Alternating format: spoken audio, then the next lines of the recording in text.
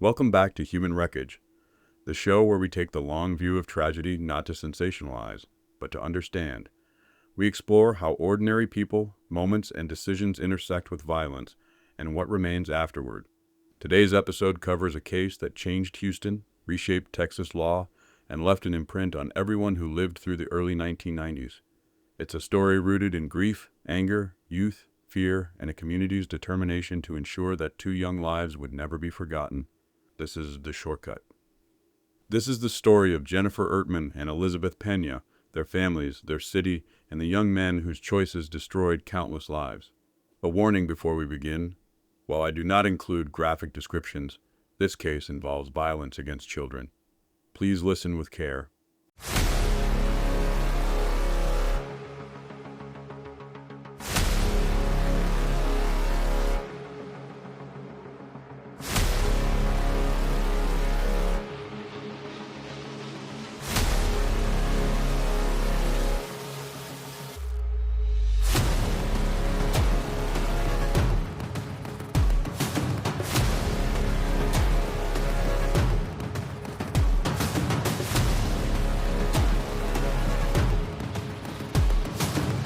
Houston in June has heat and humidity.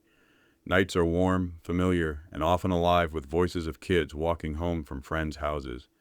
Jennifer Ertman, 14, and Elizabeth Pena, 16, were two of those kids doing something ordinary, something they'd done many times. They had been at a friend's apartment on the night of June 24th, 1993, talking, laughing, losing track of time the way teenagers do.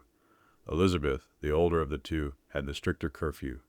By the time they realized how late it was, the quickest route home involved a path they knew well. A shortcut through T.C. Jester Park and the railroad tracks beside it.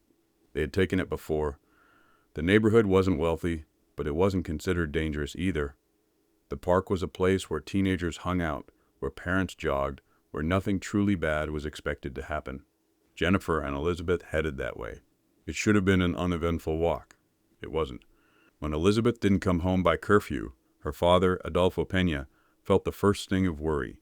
Jennifer's parents, Sandra and Randy Ertman, experienced the same creeping fear. Both families began calling friends, retracing routes, checking places the girls might have stopped. The hours passed with no sign of them. By morning, they were officially missing. Flyers were printed. Calls were made. Neighbors joined the search. The families walked miles through the neighborhood, desperate for anything: a sighting, a tip, a discarded item. Nothing. As days passed, hope thinned, but didn't break. The Peña and Ertman families would later say that the waiting, the not knowing, was its own kind of torment. But the silence would soon shatter, and it would shatter in the worst way imaginable. The breakthrough came not from a search party, not from police canvassing, but from a teenage boy who overheard something disturbing at a friend's house. A group of boys, teenagers, some barely men, were bragging about an incident in T.C. Jester Park, bragging about two girls. The boy who overheard it didn't know what to do. Was it a joke?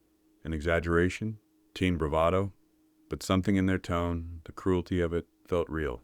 Eventually, he told his father. His father called the police. That phone call cracked the case open. Before we walk further, we need to talk about the suspects, who they were, how they grew up, and how they ended up at T.C. Jester Park on the same night Jennifer and Elizabeth walked through. The story of the suspects is not an excuse, but in Human Wreckage, understanding pathways to tragedy is often the only way to make sense of senseless acts. Here are the 6 young men arrested and the context around each. Peter Anthony Cantu, the leader, age 18. Role: ringleader of the group, instigator. Peter grew up in a turbulent environment, one marked by volatility and early exposure to violence. School records showed inconsistent attendance and disciplinary problems.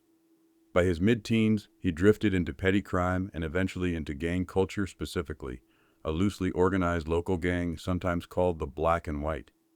He craved status, control, recognition. To younger boys, Peter was someone to impress, someone to follow. Jose Ernesto Medellin, age 18. Older member, already involved in criminal behavior.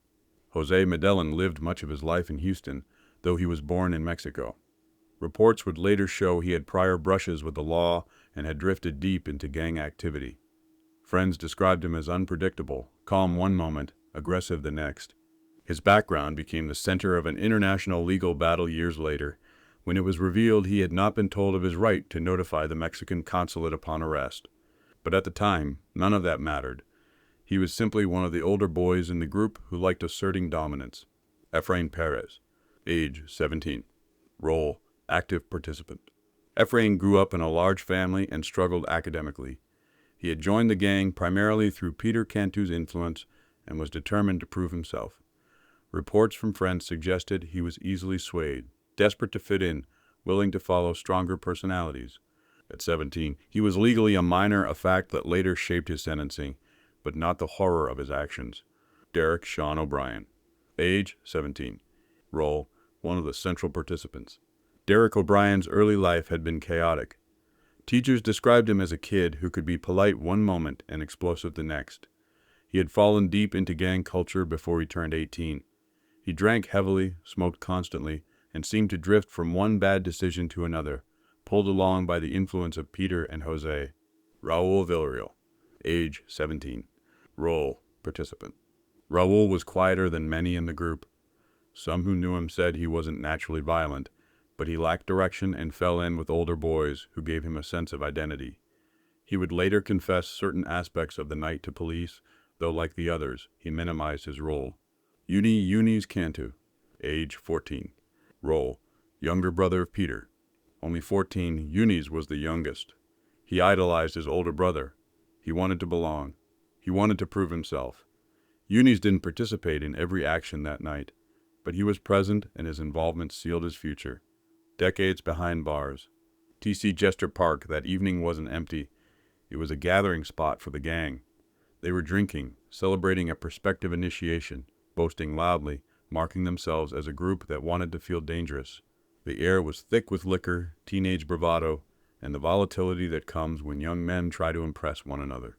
Jennifer and Elizabeth walked toward this group unaware, unseen, innocent. What followed remains one of Houston's most devastating crimes. I will not recount the graphic details, they are publicly available elsewhere, but suffice it to say, Jennifer and Elizabeth encountered the gang. The gang saw an opportunity, and the girls never made it past the park. Police were led to the location because one of the younger suspects couldn't keep the secret. His boasts, chilling in their callousness, reached the wrong ears, or, in a sense, the right ones. A young boy's conscience cracked the case. A father's phone call set the investigation in motion. Police interrogated the suspects. Stories shifted. Confessions emerged. And then came the discovery. The families were informed. The Peña and Ertman homes were consumed by a kind of grief words cannot capture. Fathers screamed. Mothers collapsed. Siblings looked on, confused and broken. Houston grieved with them. The city was shaken to its core. The arrests came quickly in a wave. Peter Cantu, Jose Medellin, Derek O'Brien, Efrain Perez, Raul Villarreal, Yunis Cantu. All were taken into custody within days. Ultimately, each suspect gave police enough information to establish the timeline and confirm the group's involvement. The trials were among the most emotionally charged Texas had ever seen. The courtrooms were packed. Reporters swarmed. Supporters of the families, opponents of the death penalty, and those curious about the case all converged. The evidence was overwhelming. The confessions were corroborated. The brutality of the crime left juries shaken. Sentencing. Peter Cantu, death penalty. Jose Medellin, death penalty. Efrain Perez, death penalty later reviewed because of age. Derek O'Brien, death penalty. Raul Villarreal, life in prison. Yunis Cantu, life in prison due to age.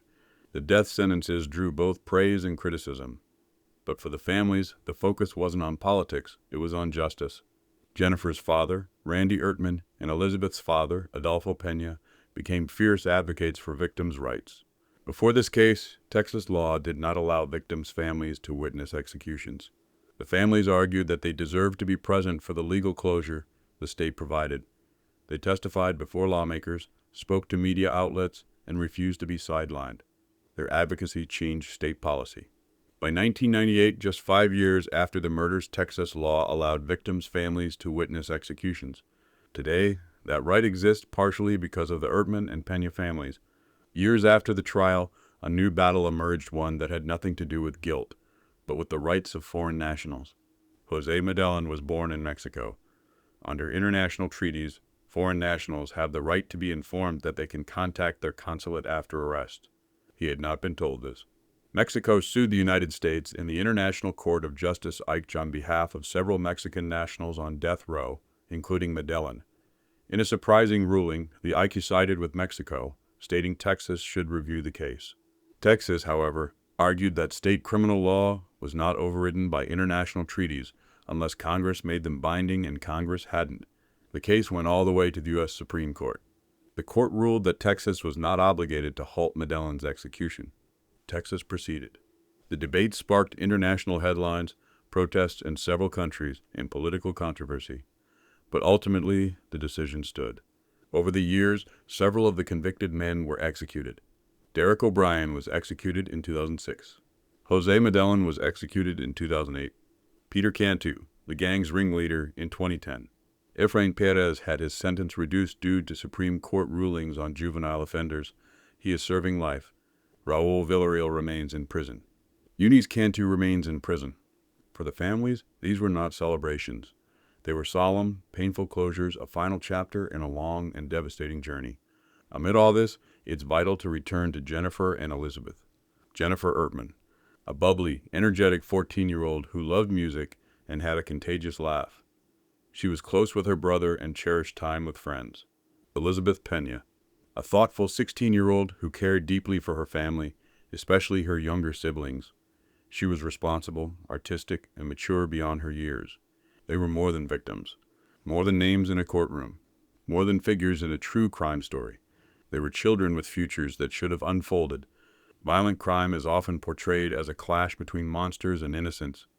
But in truth, it is usually about young people, often children themselves, shaped by broken homes, fractured communities, peer pressure, and identities built around fear. That context does not excuse, but it explains. The 6 boys became perpetrators of a tragedy that destroyed 2 families, wounded a city, and ended their own lives either literally or figuratively. Jennifer and Elizabeth should be alive today. Their parents should never have had to fight for justice, and 6 boys should never have set foot on the path that led to that night. Tragedy is rarely a single moment. It is a chain forged by decisions, influences, insecurities, violence, and desperation. On June 24, 1993, those chains converged in T.C. Jester Park, and Houston was never the same. Thank you for listening to Human Wreckage. Today, we remember Jennifer Ertman and Elizabeth Peña, 2 young girls whose lives mattered deeply, whose families fought fiercely for them, and whose memory continues to shape Texas and the larger conversation about justice. Until next time, take care of yourselves. Take care of each other. And remember, even the smallest choices can lead us down paths we never meant to take.